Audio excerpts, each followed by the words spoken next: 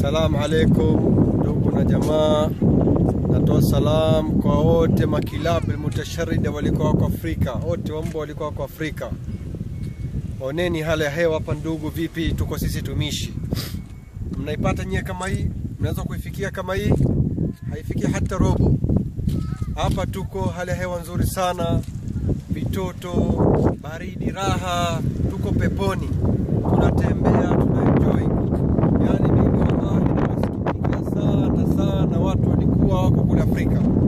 Yani wallahi mimi kama niko Afrika sasa hivi, nachukua bunduki basola najiua, sina faida kuishi kule kabisa. Mko motoni.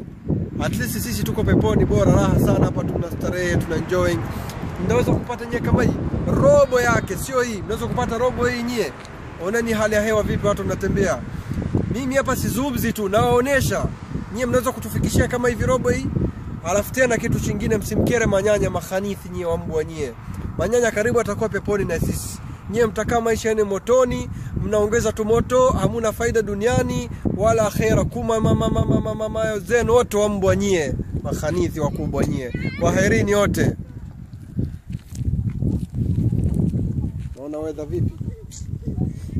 Raha dunia hiyo sasa. Mkitaka kujua raha dunia, makhanithi nyie ndio raha dunia.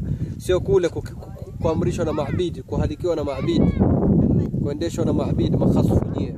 Hiyo ndio dunia sasa. Mnaona? Naona chombo chetu lakini Viet Land Cruiser number 1 full option. Sio nyie mnaendeshwa na maabidi makhanithi nyie.